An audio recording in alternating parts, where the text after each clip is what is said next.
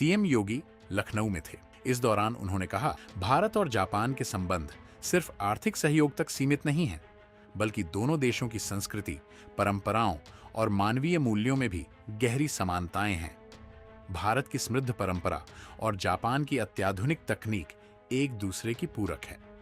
प्रधानमंत्री नरेंद्र मोदी के नेतृत्व और उत्तर प्रदेश की डबल इंजन सरकार के प्रयासों से प्रदेश में विरासत और विकास का बेहतर समन्वय देखने को मिल रहा है। जापान के साथ सहयोग उत्तर प्रदेश के विकास की गति को और तेज करने में महत्वपूर्ण भूमिका निभा सकता है। भारतवर्ष 2047 में अपनी आजादी की शताब्दी मनाएगा। हमारा लक्ष्य है कि उस समय तक उत्तर प्रदेश दुनिया के प्रमुख मैन्युफैक्चरिंग हब के रूप में अपनी पहचान बनाए।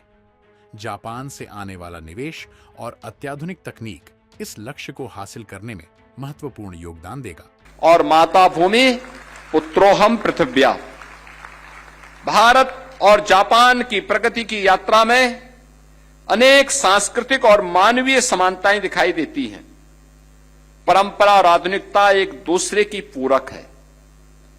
आज आदरणीय प्रधानमंत्री श्री नरेंद्र मोदी जी के नेतृत्व में उत्तर प्रदेश के डबल इंजन की सरकार विरासत और विकास के अद्भुत समन्वय की साक्षी बनी है।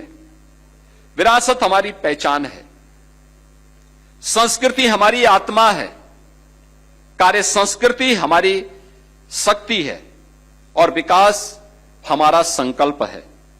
इन चारों को साथ लेकर उत्तर प्रदेश नई ऊंचाइयों की ओर बढ़ रहा है।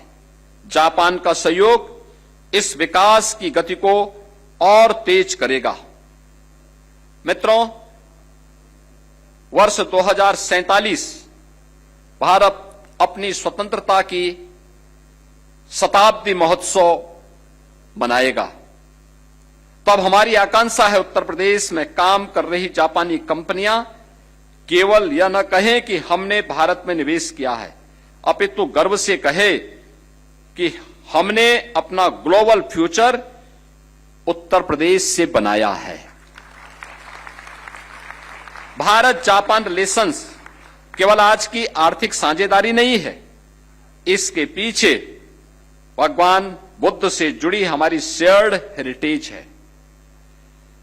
आज हमारे पास इस प्राचीन संबंध को नए युग की economic, technological and innovation partnership में बदलने का एक हिस्टोरिक अवसर है। आइए जापान की प्रिसीजन को उत्तर प्रदेश के स्केल से, जापान की टेक्नोलॉजी को भारत के टैलेंट से और जापान के लॉन्ग टर्म विजन को यूपी की एम्बिशंस के साथ हम जोड़ें। हमारी पार्टनरशिप की सफलता केवल बिलियंस ऑफ रुपीज के इन्वेस्टमेंट से नहीं नापी जाएगी। इसकी अगली सफलता मिलियंस ऑफ जॉब्स होगी, न्यू टेक्नोलॉजीज होगी, ग्लोबल प्रोडक्ट्स और आने वाली पीढ़ियों के लिए शेयर्ड प्रॉस्पेरिटी में दिखाई देगी। हमारा लक्ष्य है यूपी में बने प्रोडक्ट जापान सहित पूरी दुनिया के ग्लोबल मार्केट में अपनी पहचान बनाए। जापान हमारे लिए केवल इन्वेस्टर नहीं, को क्रिएटर है। हमारा लक्ष्य साथ मिलकर ग्रो करना और दुनिया के लिए वैल्यू क्रिएट करना चाहते हैं। एमओयूज को प्रोडक्शन को ग्लोबल एक्सपोर्ट्स में बदलकर उत्तर प्रदेश की ग्लोबल मैन्युफैक्चरिंग हब बनाने के संकल्प को पूरा करना है।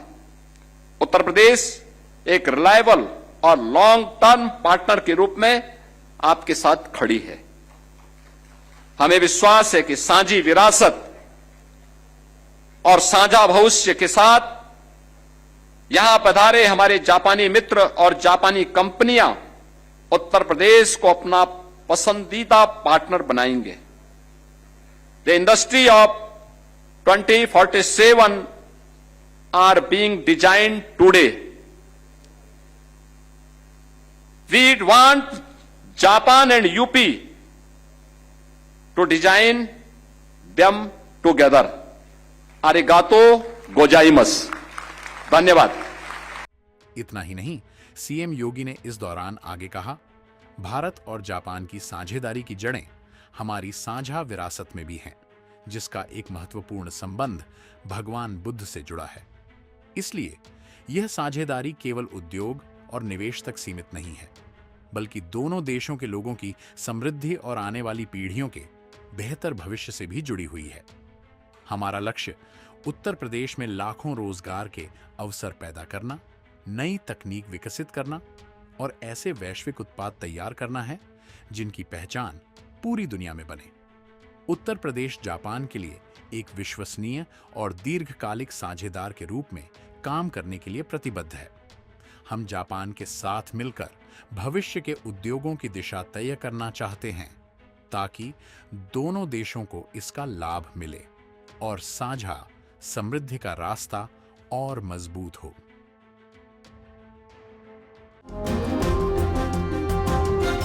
पवन जी, एक बात होती है, क्या आपको कभी ऑफर नहीं आया बीजेपी की तरफ से? बहुत बार आया। आया। कैसा आया? आया। क्या ऑफर आया? आया, हमने बताया था राष्ट्रीय अध्यक्ष जी को। आया। किस तरह का ऑफर आया? मतलब सब आया, विधायक मंत्री सब आया। जानते हैं, ये भी घटना बता दें आपको, हम मेरे पिताजी, जैसे मैंने राजनीति शुरुआत की तो मेरे पिताजी कभी नहीं चाहते थे, लेकिन जब मैंने राजनीति में मैं प्रवेश कर गया, लखनऊ स्थित उपाध्यक्ष हो गया, तो ये भी बहुत महत्वपूर्ण घटना है। नेताजी का फैजाबाद आगमन था, तो मैंने कहा कि आपको मेरे घर चलना। कहे हाँ चलेंगे तुम्हारे घर। मैं जेल से छूट के आया था, वही मेरे ऊपर गैंगस्टर और सारे मुकदमे दर्ज हुए थे बहन जी की सरकार में, उसके बाद मैं छूट के आया था। तो मैंने कहा आपको मेरे घर चलना। कहे चलेंगे। नेताजी मेरे घर आए, अंगूरी बाग कॉलोनी में। मेरी माता जी ने खाना बनाया था। नेताजी ने, जो मेरी माता जी ने बनाया था, पूड़ी सब्जी, दही कचौड़ी, दही बड़ा जो था, सब खाया। नेताजी ने बैठ के पूरा आराम से सब खाया, और खाने के बाद कहा कि और कुछ बना है? तो हमने मम्मी बुलाया अपनी माता जी को, तो उन्होंने पूछा क्या नाम है आपका? कहने मेरा नाम गीता। कहने बताइए कुछ और बना है? कहने जो बना था सब खिला दिया। फिर उन्होंने, मेरी माता जी ने कहा नेताजी से, ये पढ़ते लिखते नहीं है, क्या होगा इनका? नेताजी ने कहा पवन के कारण आज मुलायम सिंह यादव इस दरवाजे पर आए हैं, और देखना वो एक दिन वो भी आएगा। आज मेरे आने पे डीएम कप्तान बाहर खड़े हैं, एक दिन पवन भी आगे जाएगा, डीएम कप्तान भी बाहर खड़े होंगे, पवन बड़ा आदमी नेता बनेगा। और मुझे नेताजी ने बनाया, उस स्थान पे पहुंचाया। ऐसे थे धरती पुत्र मुलायम सिंह यादव जी। तो उसी दिन से मेरी माता पिता, मेरे पूरा परिवार का एक लगाव है नेताजी के परिवार से। जब ये सब बातें आई कुछ लोगों ने कि भाजपा वाजपा ये सब, तो मेरे पिताजी ने तुरंत मुझको फोन किया, कहा जीवन में भूल न करना, जीवन में गलती न करना। ये चीजें मेरे पिताजी ने बहुत सख्ती से मुझसे बात कही थी, मैं बहुत ईमानदारी से आपसे कह रहा हूं।